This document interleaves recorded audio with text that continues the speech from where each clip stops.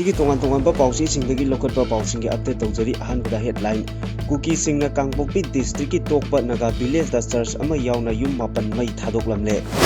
Kuki zo council na Leingakta Thoksil yaningdaba phongdokhre Ching tam animakta lotsinduna thamba KHULAI Ching NUMIT 15 gi manungda PIKHLKNABA Chief Minister na matam THAKHRE National Highway da paisa munba driver singda aki akang piba chathabasing NSA gi makhada phaduna cherak piragani haina Home Minister na lauthokre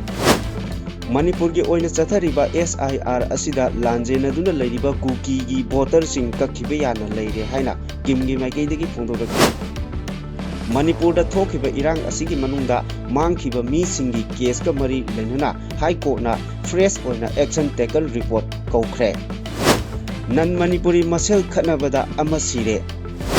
Meitei Mahiroi Kundanipan Churachandpur da center pirakle Census ka mari lainana School Women College da Enumerator amadi supervisor singi training pangthoklingai da JFD student wing na thugaikre Warning ka loinana bomb thamjilamle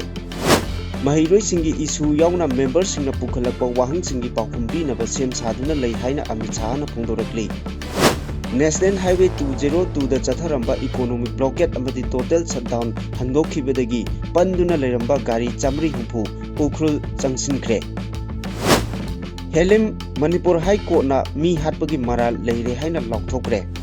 Syria ge president oiramba Bashar Assad sibagi cherak pi naba khangankre Tamil Nadu Assembly da delimitation gi mayokda resolution pukhatkre NRFM na Manipur Pumba General Strike Lokthokre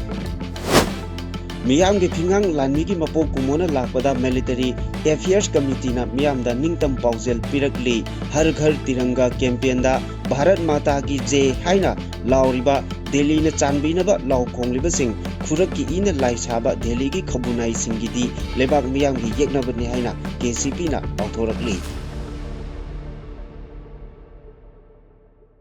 Adomna hojik yengberiba channel asi Kanglai Pauthang YouTube channel ni channel asida iramdam amadi mapalamgi maru oiba pau singi update taba amadi yengba phangbigani channel asina pau upload tawrakpa matamda adom-adomgi device da notification uba phangbinaba amadi channel asibu pungning thogatbiba oina sungsoi soidana subscribe tawbiduna bell icon nambiyu haijabaga loinana Pausing amuk santongna pijari ngarang numidang pung mapan makai rum taba aduwaida camouflage uniform set pa KHULAI matik chana paiba Kuki singna Kangpokpi district ki Sangphai block ki manung chana leiba tokpa naga village ki church ama yauna yum mapan mai tharamle mai tharambagi thodok aduda mioi amata sokhibagi paudi leidri adubu lanthum kaya marumdi amang ata thokre thodok aduna maram oiraga khul adugi mioi kaya leifam leitabagi awaba mayoknari amaromdana tokpa naga village authority na media da thadorokpa chirol amagi matung inna hingsagi thodok adu Kuki narco terrorist ki militant singna chathagibani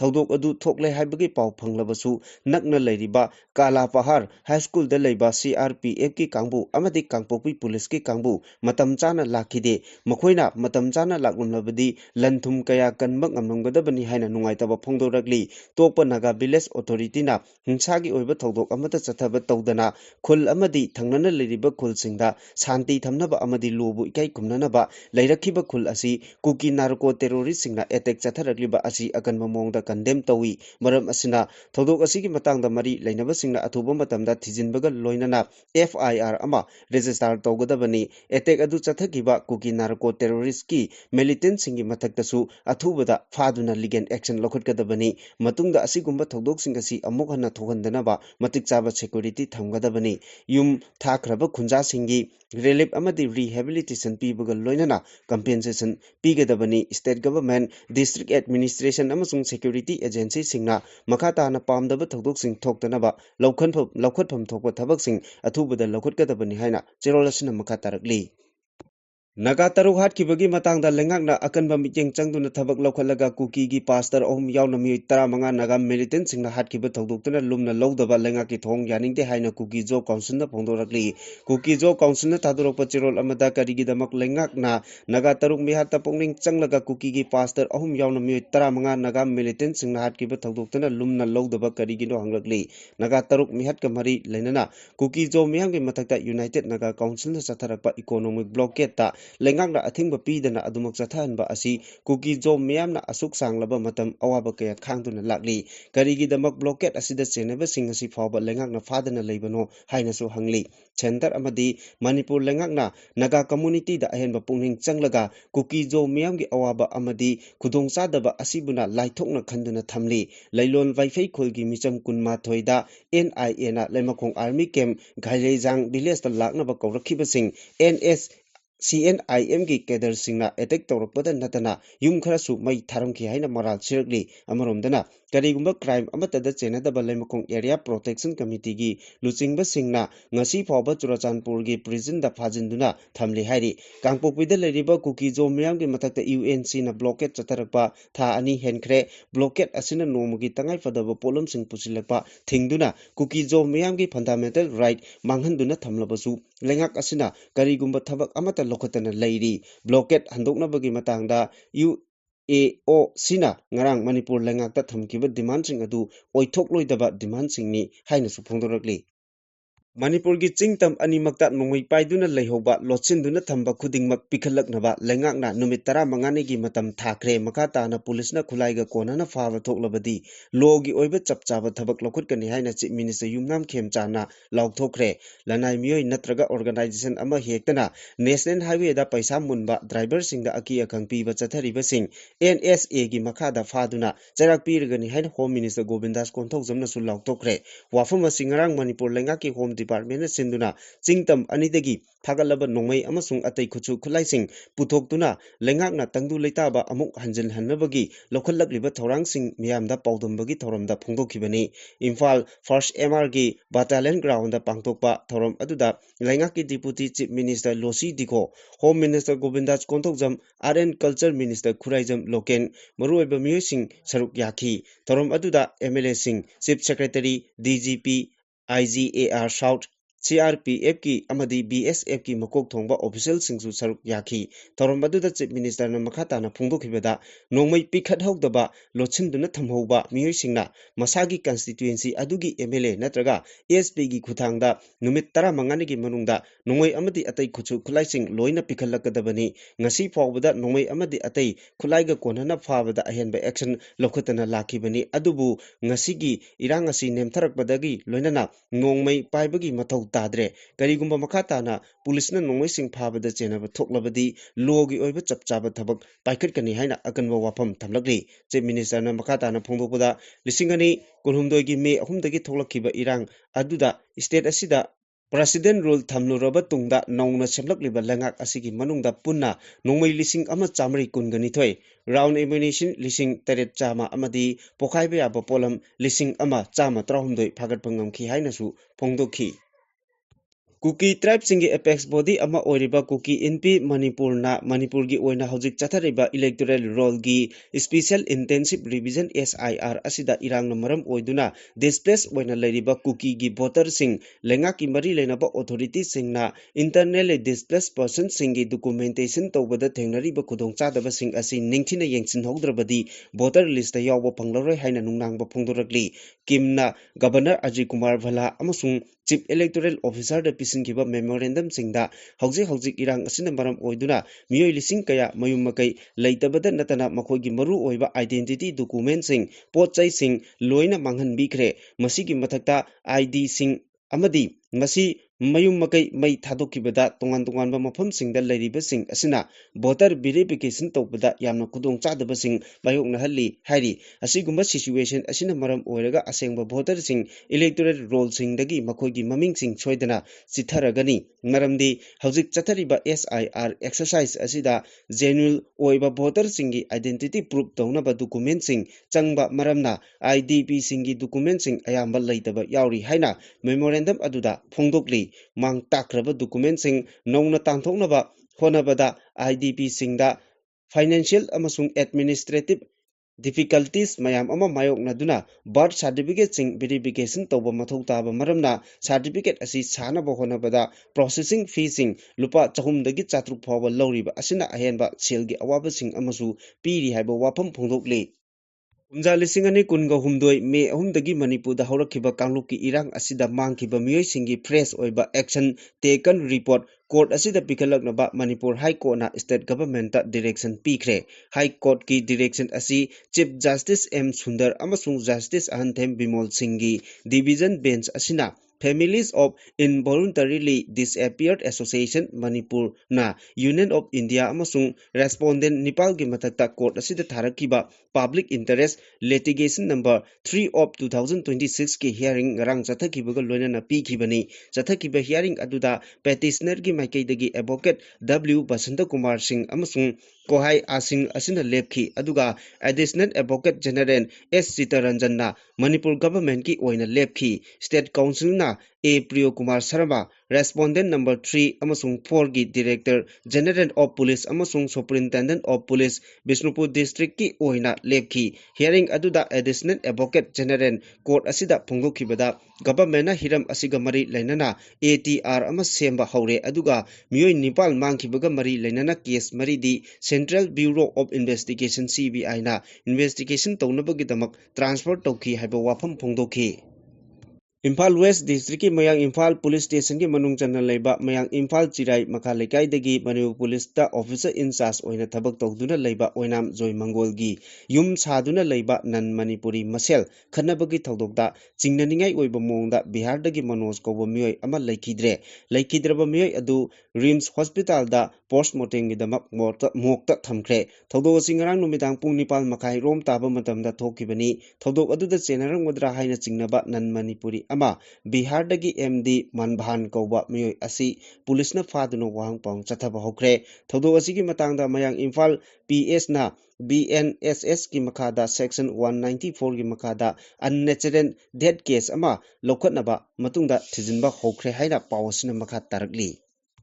National Testing Agency NTA na sinduna August 13 gi ayuk pung 8 dagi nungtil pung 12 fawba lebak asigi mapam sinba thungna pangthokadoriba National Eligibility Cum Entrance Test Postgraduate NEET PG da saruk yagadaba Meitei gi mahiroi kunganipan Churachandpur da center pirakle state asigi hojik oiriba phibam asina maram oiraga Meitei singna Churachandpur da chatlaga exam thabada kudong charoidabana hiram asida Leingakna meeting changbinaba mahiroi singi mama mapa oiba singna appeal tawrakli. NRC update tawdana census pangthokpa yaroi haina JFD na changsilakiba khongjangi manung channa ngarang Bishnupur district ki manung chanba Nambol Eskula Women College da census ka mari lainana enumerator amadi supervisor singi training pangthok lingaida JFD student wing gi thongmising thomjilaktuna thugaikre khongjang kaya amasu police na fajinkre NRC update tawdringaida census pangthokpa yaroi haina census boycott tawre haina lauthokibaga loinana khongjang changchilingai chairakta Eskula Women College da enumerator amadi supervisor singi training pangthokiba asigidamak JFD student wing na thukhaigibani adubu student wing asina sangsin kiba khongjang aduda college asida hojik chathariba examination aduda karigumba makhal amatagi ayet apandi piramkhide khongjang loising aduna college asigi conference hall da pangthoknaba thaurang tawriba census ka mari lenaba training aduda changsillaktuna no NRC no census haina thaba play card sing hall aduda namchinki tungda khongjang loising aduna training aduda saruk yaba lakiba sing hall adudagi mapal thogalaba tungda hall adugi thong lonsinki khongjang loising aduna khongjang adu chatharaba matung college adudagi tholakpada Nambon police station na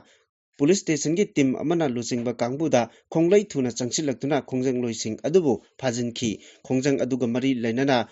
just and fair delimitation JFD gi student wing gi convener Naurem wangbana haikibada mitop khangdoklaba matungda census tawbiyu haina mari lainaba singda matam kaya gi mamangdagi taksinduna lakibani adubu Leingakna ngasi fawba lamdam asigi miyamna taliba demand asigi ona tainabada nampuda census pangthoknaba thorang torokpasi yaningde census pangthokdringegi mamangda NRC hana tawgudabani haina changsilliba khongjang asida Leibak miyamna chogatuna lamdam asigi tungi laibak kalausi haina phongdokhi. Ngarang ayo pung taruk lom taba matamda Haingang Police ki manung chanba Koirengei Nepali Basti da leiba Guru Mayum Kanan Kumar Sharma sahi nifu apokpa Projendo Sharma ko bamiyoi amagi yumgi geta sakangda basingna hand grenade ama thamlamle loinana bomb aduna this is my last warning haina iba cherol amasu nallaga thamlamki bomb adu ngarang ayo pung nipal ga minute nifu rom taba matamda police ki bomb disposal squad na asoi angam yaudana lokthokre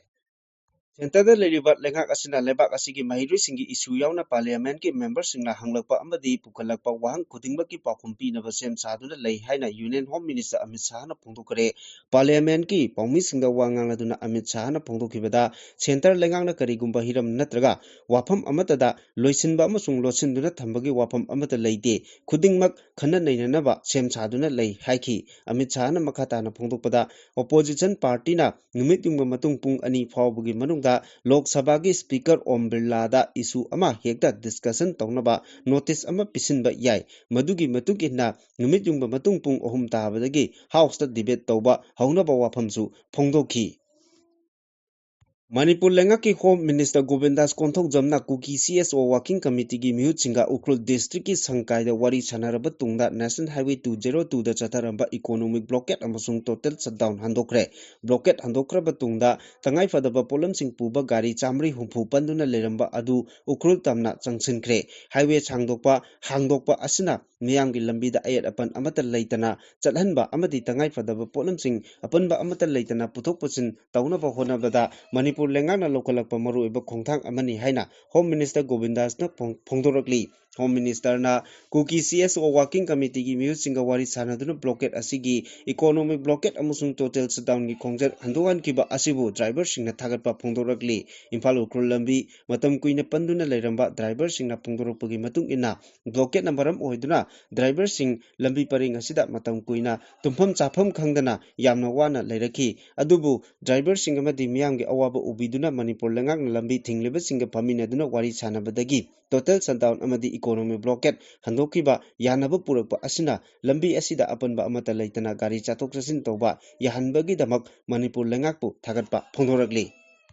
English ni tarahumdoi gi June 13 gi numidang waram pung taruk rom tarakpada masamaki nupibu thangna thinduna hatkiba case ka mari lenana Yumkham Rothar in charge section judge Imphal East na FIR number 164 by 6 2013 PRTPS asiga mari lenana accused oiriba MD Abdul Halim chahi nifumanga apokpa laikidraba MD Jafar Kwakta Khuman hauzik Golapati Maning Laikai Tenki Makong Imphal East District Laiba Miyoi Asi Section 302 IPC ki makhata conviction haibadi mi hatpagi maral leire haina lokthokre court asida case asiga chatharakhiba trial singi saruk ama oina conviction hearing aduda Manipur state ki oina public prosecutor Tongbram Bipin Chandra Singhna represent tauki aduga accused asigi oina Yumnam Johnson LD deputy LADC na represent tauki prosecutor na court submit tawrakiba report ki matung ina accused amadi Abdul Halim na lisingani tarahumdoi gi June 13 gi numidang wairam pung taruk rom tarakpada mahakna leiriba Golapati Maning Laikai Tenki Makong Imphal East District laiba yum asida mahaki loinabi amubi chaho chahini phubu thangna hanjin thinduna sokpadagi hatada leiba public hospital amada pugatuna laikanaraba tungda laikide haina accused amadi Abdul Halim gi machanipa MD Akbal Sahana Porompat Police Station da complaint ama file tawraba matungda Police Station asina accused amadi Abdul Halim gi mathakta FIR number 164 by 6 2013 PRTPS under section 302 IPC gi register tawduna phakibani Syria ki president oiramba Bashar al-Assad pu war crime amasung miyoiba khunai ki mayokta chathaba crime singi damak sibagi cherak pinaba court na yathang tawkhre sanglaba chahi 13 khut thongna ringaida miyoi lak yankhai rom hena sian kibagi maralda mahakpu sibagi cherak pinaba khangan kibani mahakki manaw nupa Bashar al-Assad amadi kumja lisingani 13 da kha thangba Syria ki Dara province da Political Securities Branch Luchingkiba Syrian Army ki Brigadier General Atib Najib Sibagi Cherak Pinaba Yatang Piki Najib na masagi chahi 15 sudriba angang kaya minungsi yaudana hatkibaga loinana custody-da tamthina otnai ki haina court na moral siri kumja 2023 ki December da Islamic Process na Damaska pasilakpadagi Syria gi hanagi luchingba adu imung manung amasung mari mata single loinana Moscow da chenkibani hairi Tamil Nadu Assembly na MEET amasung MCRA bill gi mayokta resolution pass tawkraba tungda Chief Minister C Joseph Vijay na ngarang delimitation gi mayokta resolution ama house da puthokre assembly da wa ngangkhibada CM Vijay na hai kumja 2018 da pangthokadoriba Lok Sabha gi mikhalda nupi chit chada 19 reserve tawbagi wafam akaiba leite adubu hawjik leiriba constituency chamanga nifu humdoi asigi manungda nupi singi reservation pigadabani Tamil Nadu gi oinadi nupadagi nupina vote thadabagi chang wangi nupida reservation piba haibasi tangai fadana lokotpam thokpa thaurangni madumakna population control tawbadagi missing hantaraklaba South India gi state sing maruoina Tamil Nadu da Lok Sabha gi seat masing manghanbagi thong yabangamloi haukiba sahi yankhai rom delimitation tawraktaba maramna kumja 2013 gi census da yumpham oiraga delimitation tawgadabani hairi Lakliba August 15 gi anganba ayupung amadagi numidang wairam pung manga phawba Manipur gi district 13 pumbada general strike thamle haina aina chingkraba lalolup National Revolutionary Front Manipur NRFM na thadorokpa chirol amana hairi chirol asina makhata na hai general strike asida mai ising ana layang amadi media natana atopa leiriba iricha singna athingba komthoktanaba khangalagli Manipur khunai bu Delhi na langnabagum karemnabagum tawningbada tawduna sahi ahum machet masung thokna thamlaba matungda hawjik amuk Myanmar ga Manipur ngamkhaida lam pitok pisin lalonba ama tawrakliba asi Manipur khunai gi asokpada thum thakpa achakpa maida thau haijinbagi thorangni Manipur gi oijaba asengba lamga Manipuri singi tongsaga mantik na halakli India gi law asida Manipuri singna athing piraklaga Barma Army amadi aikoi gi yawoloi singal lainaba marida singchep oinaba po kanglakpani Delhi gi khongthang asi mai pakloidaba amani adubu Manipuri tumna mangkhrabasu